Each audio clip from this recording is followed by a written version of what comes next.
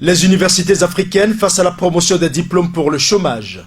C'est la grande équation à plusieurs inconnues qui remet en cause le système éducatif dans la plupart des pays africains. Au lendemain des indépendances, l'intelligentsia africaine s'est très tôt surestimée. Les bourses d'État dans l'Hexagone pour former les premiers cadres africains et le programme obsolète calqué sur un apprentissage à la bureaucratie ont tracé le chemin d'un système éducatif essentiellement orienté vers la fonction publique. À cette époque, il était question d'apprendre aux colonies la gestion d'État calquée sur un modèle non africain. La démarche avait pour réponse l'offre. Mais très tôt, les nouveaux diplômés n'arrivaient plus à s'insérer dans la vie professionnelle. Aujourd'hui, alors que dans les autres universités du monde et même dans les lycées et collèges, les apprenants sont orientés vers la recherche, les expériences, la création et le développement de l'auto-emploi, les jeunes étudiants africains continuent de se faire décerner des diplômes pour faire valoir leurs compétences au chômage. Pourquoi nos enfants sont obligés de souffrir en Afrique, de pourrir dans les rues de nos quartiers, alors qu'ils sont premiers de leur classe? Le système éducatif qui a été mis en place, c'est pour servir le colon, c'est pour servir les églises. Il n'y a que ça. Maintenant, on n'a pas changé le modèle. Il faut dire que l'éducation a une mission. A une mission de créer la richesse. L'éducation n'a pas mis de faire un service bellan. Nous avons fait un service bellan. Il faut repenser, il faut faire un programme général d'éducation. Le programme d'enseignement doit changer. Le programme, dans ce qu'on nous enseigne, regardez combien de chômeurs sortent. Nos universités, nos écoles sont des usines à former que des chômeurs et des perroquets. Des gens qui savent réciter les choses, surtout dans la partie francophone. L'une des grandes récriminations contre la formation dans les universités africaines est son déphasage non seulement avec les réalités socio-culturelles, mais aussi avec les besoins de l'emploi.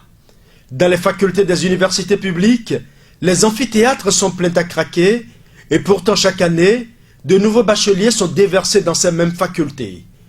Dans les pays où le SMIC est à moins de 50 000 francs CFA, la scolarité dans les universités privées est au-delà de 400 000 francs CFA et les parents tentent désespérément de trouver une place à leur progéniture malgré l'effectif déjà pléthorique. Et même si les universités privées viennent en aide, le constat reste le même à la fin de la formation, l'emploi n'existe pas. Il va se retrouver à faire des branches, à se recycler, à se re-recycler, parce qu'il n'y a que ça qui lui reste. À 22 ans, il aurait fini, il va faire des spécialités qui lui serviront à rien parce qu'il n'aura même pas de boulot derrière. Regardez à l'université, vous avez combien de géographes? À l'UNB, il y a plus de 50 000 géographes, ou plus. Pour servir à quoi?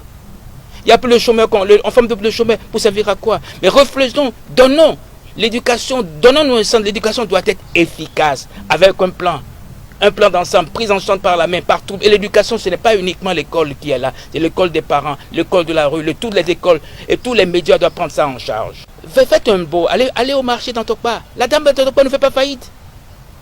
Les mathématiques, elle le connaît bien, elle n'a pas besoin. Quand l'internet, quand le téléphone portable est arrivé, elle a pris ça immédiatement, elle sait ce que c'est. Donc, si vous voyez les artisans, ils gagnent de l'argent plus que le fonctionnaire. Qu'est-ce qui se passe? Le maçon, il a déjà fini sa maison avant que vous.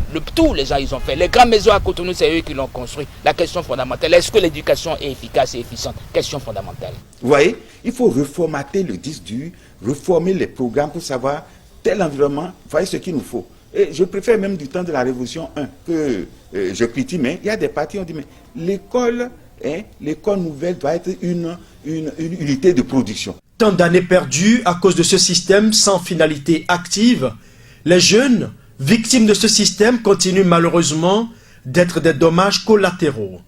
Les différents acteurs de la société civile et les États généraux devraient reconsidérer cette situation dont l'urgence n'est plus à démontrer. Cette problématique est d'ailleurs inscrite au cœur de la deuxième édition du webinaire L'Afrique au sommet qui se penchera sur l'avenir de l'enfant africain et dont le troisième panel sera animé par un éminent professeur de l'Université de Lomé. Tout sur les travers du système éducatif africain et les approches de solutions. Rendez-vous sur Zoom les 28 et 29 août 2020. Il est plus qu'évident que l'école doit désormais servir à former des piliers pour amorcer le développement de l'Afrique.